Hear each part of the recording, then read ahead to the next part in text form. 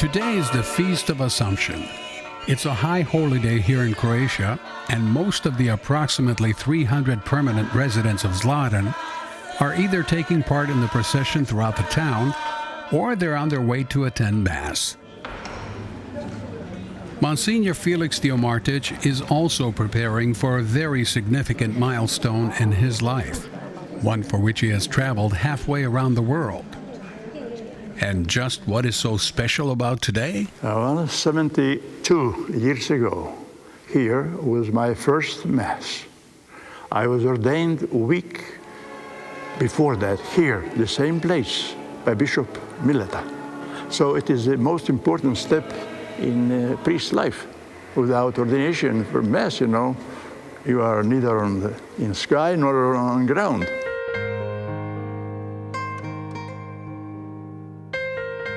He was born Srećko Diomartich on November 12, 1914, at the start of World War I, here in the seaside village of Zlatan on the island of Zlatan.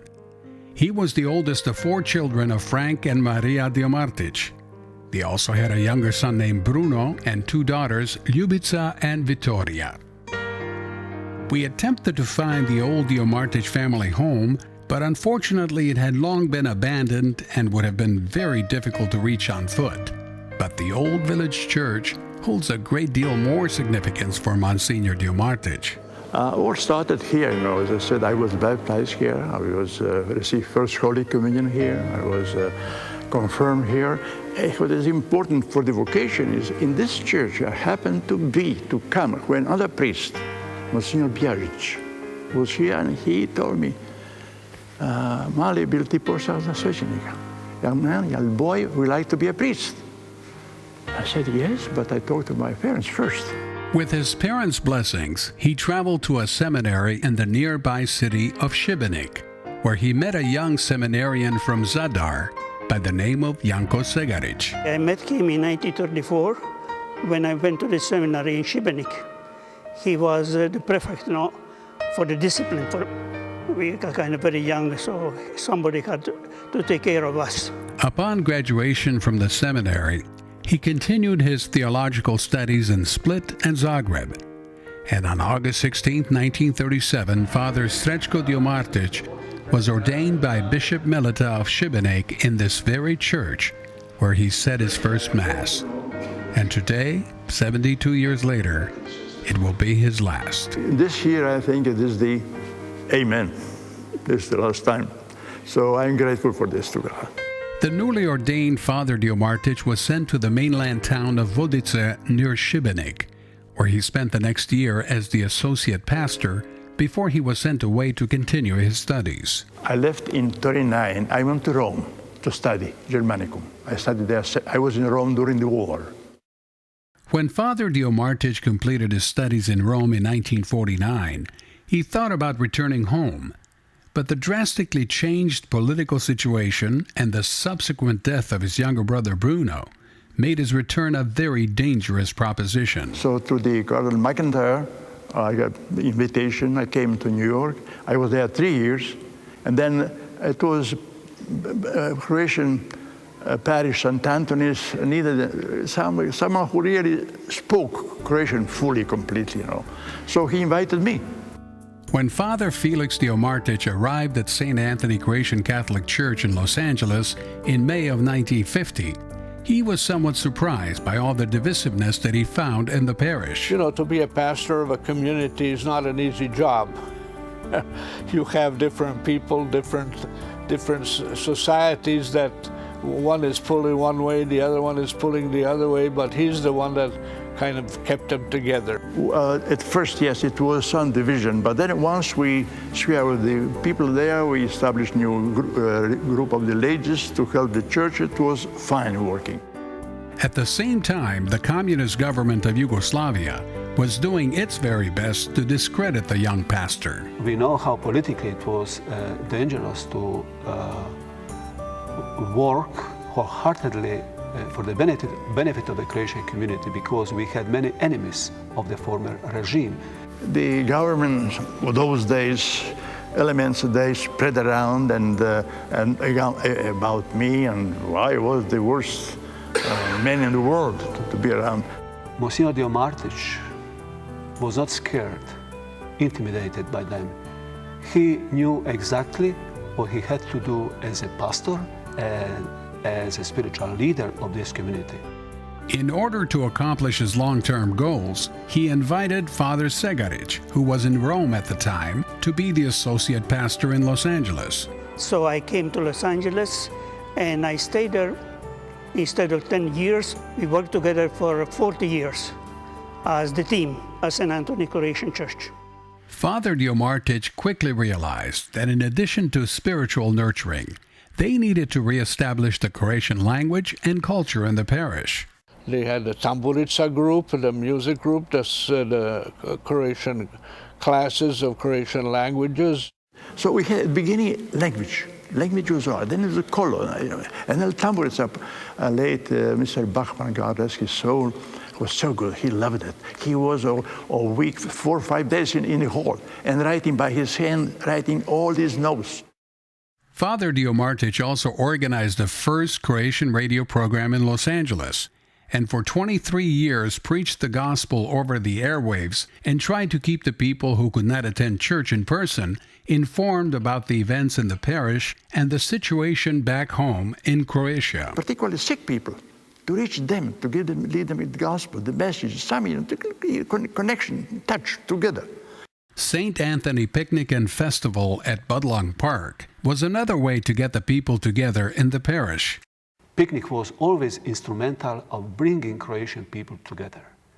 And that was a great idea and great effort that Don Srećko did during his long pastorship of this Croatian church. It wasn't easy, but eventually St. Anthony became a thriving parish. As a result, old buildings were renovated and a new rectory was built, which is considered one of the most beautiful rectories in this archdiocese. There is not enough time for us to list all of Monsignor Diomartich's accomplishments in his illustrious 72 years of priesthood, but certainly one of his greatest came in 1978 when the Holy Father honored him with the title of Monsignor. During his years as the pastor, Monsignor Diomartich made many important contributions to St. Anthony's Parish. But according to Monsignor Segaric, one of his biggest was to keep the community together. His main goal was to put all the people together, the old-timers, the American-born generation, and those who came from Croatia. That was, I would say, the biggest one, to keep the people together, culturally and spiritually.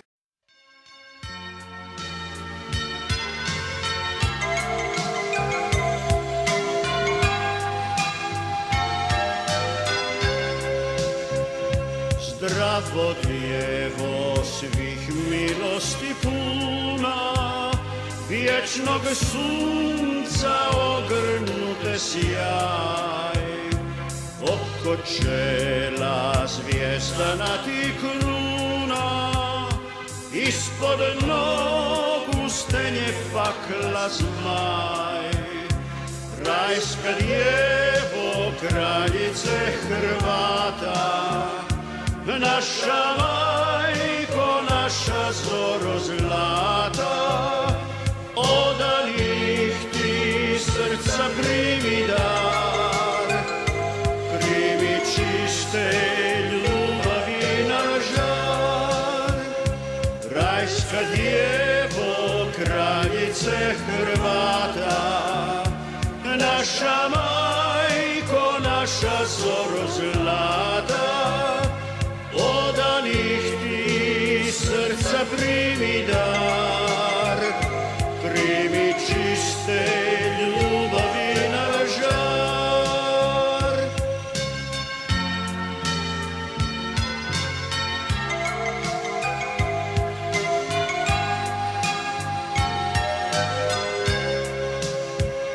Zdravo Djevo, svih milosti puna, vječnog sunca ogrnute sjaj. Oko čela zvijezdana ti kruna, ispod nogu pustenje pakla zmaj.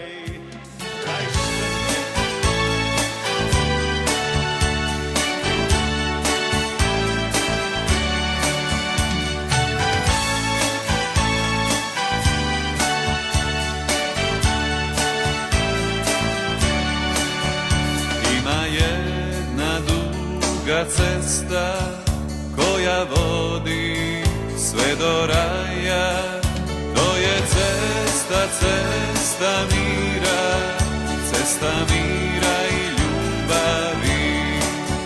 To je cesta, cesta mira, cesta mira i ljubavi.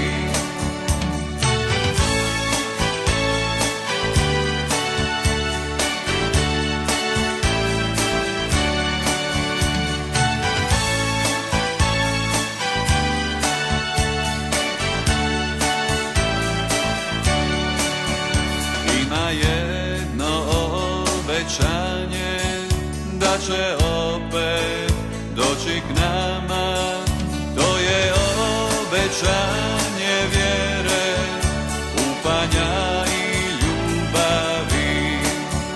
To je obećanje vjere, upanja i ljubavi.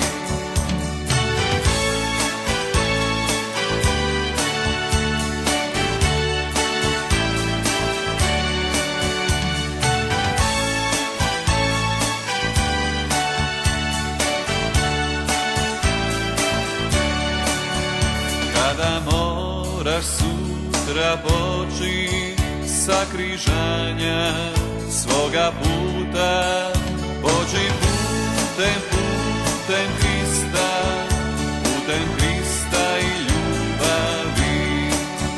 Pođi putem Krista, putem Krista i ljubavi. Pođi putem Krista, putem Krista i ljubavi.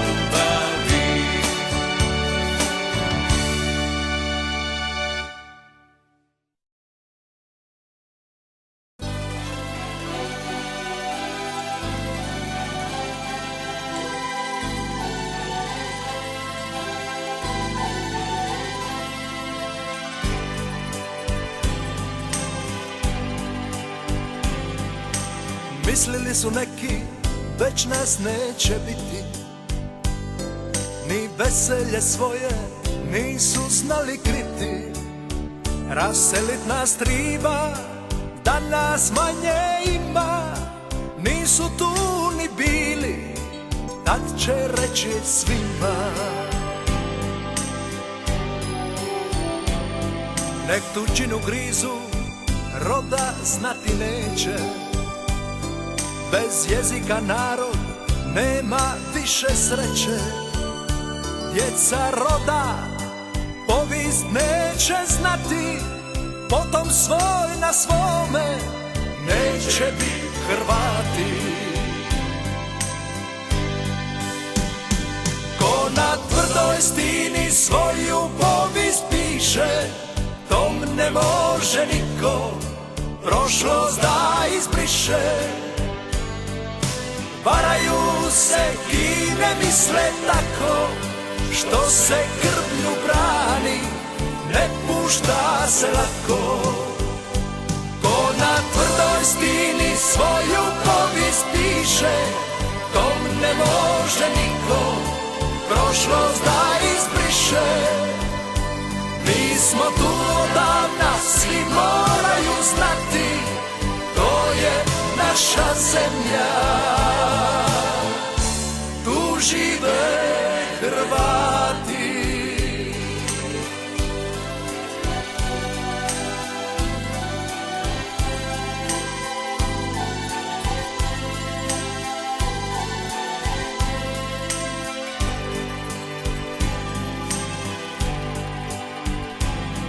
Kroz vremena gruba i kroz ljute boje, branili smo časno mi ognjišće svoje. Čuvaše nam pređi ovu rodnu grudu, nisu zbog slobode krenuli za ludu. A sad evo opet nova zora rudi. Posli dugi lita Hrvatska se budi. Tu na našoj zemlji naš se barjak vinje, crven, bijeli, plavi, više se ne krije. Ko na tvrdoj stini svoju povijest piše, tom ne može niko prošlost da izbriše. Varaju se i ne misle tako, što se krvlju brani, ne pušta se lako. Ko na tvrdoj stini svoju povijest piše, tom ne može niko prošlost da izbriše. Mi smo tu odavna, svi moraju znati, to je naša zemlja. Tu žive Hrvati, na kamenu tvrdom o tom slova pišu, od stoljeća 7. Tu Hrvati dišu.